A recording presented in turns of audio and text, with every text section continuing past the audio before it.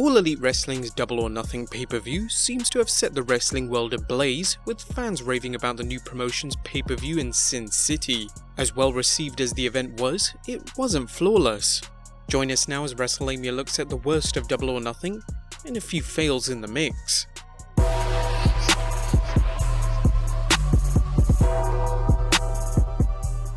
Number 1. Ring the damn bell. Oh wait, don't ring it. Double or Nothing received considerable acclaim for its production values and its amazing in-ring accomplishments. Add in All Elite Wrestling President Tony Khan's impeccable timing of the pay-per-view, as the show didn't run over and nor did it run short. Nonetheless, mistakes are bound to happen, and happen they did during the 6 women's tag match. The match was going well, but that is until the timekeeper accidentally rang the bell at the 2 count of a pinfall. No, that wasn't Vince McMahon in disguise, just one of those things that happens with the magic of live television. As you probably expected, the crowd made sure that the timekeeper knew about their mistake, but the match was still one of the several highlights from the show. Number 2. Bret Hart presents the AEW World Championship. Wrestling fans were shocked to see WWE Hall of Famer Bret the Hitman Hart show up at Double or Nothing to introduce the promotion's new World Championship.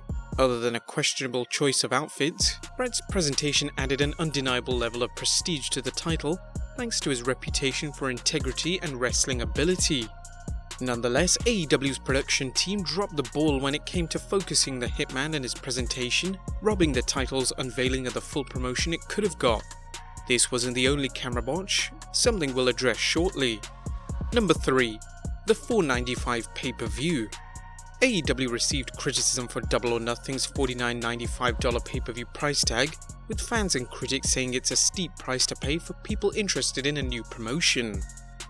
While AEW didn't have much of a say in the pay-per-view's cost, as the call was made by the pay-per-view provider who isn't obligated to air a show, the price tag could have been a deal breaker for wrestling fans, particularly those who aren't used to streaming WWE pay-per-views on the WWE network.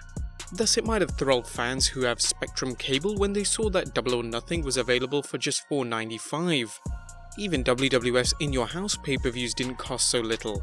Naturally, a great price for anyone wanting to check out the new promotion's first event.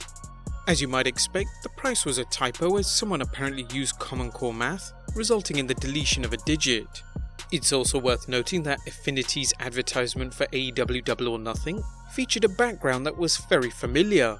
They actually used a computer-generated image of WWE 2K19 and a created arena of what Double or Nothing would have looked like. They didn't even blank out the WWE 2K logo in the background. Number 4. The pre-show. In light of Double or Nothing's $49.95 price tag, you'd think AEW would have put on a decent pre-show, giving fans a good look at what differentiates their product from the WWE, Impact Wrestling and New Japan Pro Wrestling. The cruiserweight match between Kip Sabian and Sammy Guevara wasn't bad, but it wasn't the stuff of legend either, looking like something you'd likely see on 205 Live. The 21-man Casino Battle Royal was fun, but it featured a number of Who's That performers for the casual fan, hardly an incentive to get people to pay to see the regular show. AEW didn't fall into the trap of a match that looked like Legends Battle Royal, although veterans Billy Gunn, Tommy Dreamer and Glacia did put in appearances.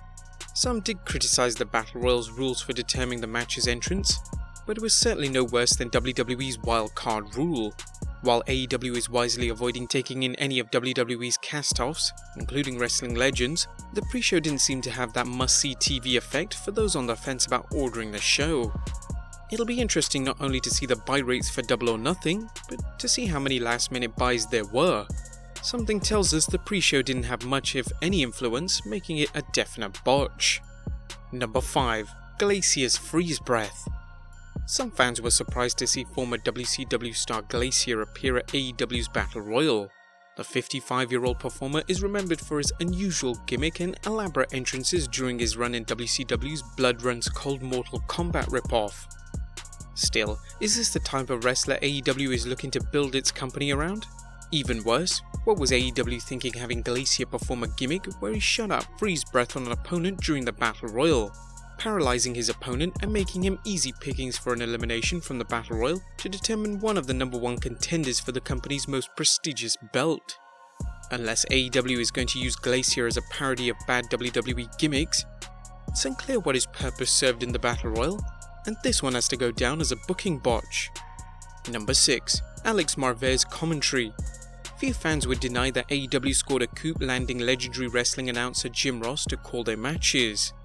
Jim Ross adds an instant credibility to the promotion, and his knowledge of wrestling helps AEW with the sports-like feel they're supposedly going for, other than Glacia.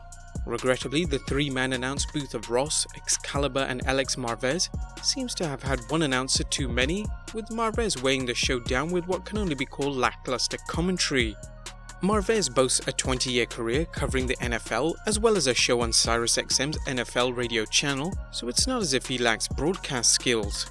Nevertheless, his wrestling commentary didn't stand out and was seen as about as enthusiastic as someone making a hostage video. While Excalibur's commentary complimented JR's calls, Marvez's seemed out of place and didn't do anything to justify a third man in the booth. There's always room for improvement, but Marvez's commentary at Double or Nothing has to be seen as a botch. Number 7. Who are those guys? Don't think that Wrestlelamia is putting Double or Nothing down as a bad event. Far from it, as the show featured some matches of the year candidates such as Dustin vs Cody and Kenny Omega vs Chris Jericho, along with some excellent surprises like Jon Moxley's surprise appearance. Still, there were some awkward moments, one of them being when a group of masked wrestlers showed up and the announcers had no idea who they were. Neither Ross, Excalibur or Marvez seemed to have any idea what was going on, and while AEW might have been going for a surprise element, it came off bad as the announcers seemed to be at a loss for words. The show's producers could have given the announce team something to work with, even if they didn't reveal the wrestlers' identities. Number 8. Bret Hart takes a tumble.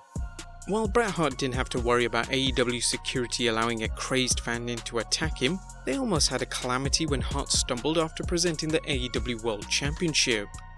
According to a report from comicbook.com, Bret Hart fell off the stage of AEW's Double or Nothing pay-per-view after unveiling the AEW World Championship. The legendary wrestler made a surprise appearance at the event and debuted the new promotion's top championship in the center of the ring. However, fans in attendance noted that Hart fell off the stage as he headed towards the back. The issue seemed to be due to the stage splitting into two walkways near the back. Hart walked between the tunnels and fell off of the back of the stage. While the fall wasn't captured on video, a fan did capture the fall in a photo.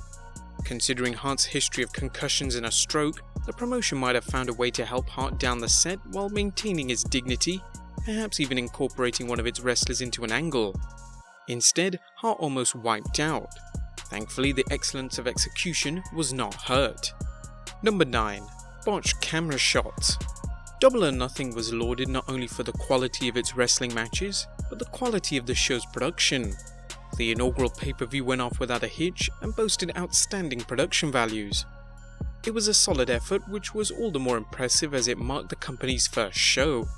While the promotion does have veterans working behind the scenes, things could have gone wrong given the pitfalls of live television. One area where AEW could use improvement, however, is their camera work, which missed key moments during some of the matches, something Wrestlelamia is certain will improve over time.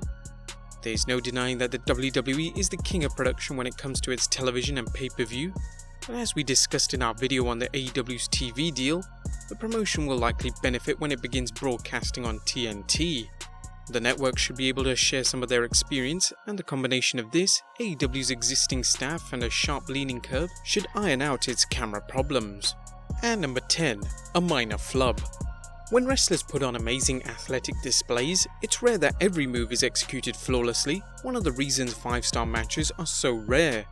The main event between the cleaner Kenny Omega and Chris Jericho not only determined one of the number 1 contenders for the AEW World Championship, but showcased what the fans can expect in terms of wrestling product.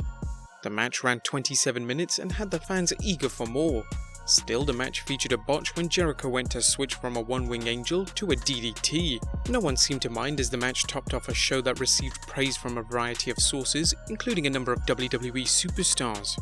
The minor botch exemplified Double or Nothing, a new promotion's first show that suffered a few minor glitches, but which delivered everything it promised, offering hope for fans looking for an alternative to the WWE product. Well, there you have it guys, the worst of AEW and a few fails in the mix. Be sure to leave your comments down below, subscribe if you haven't already, and I'll see you next time with some more wrestling content.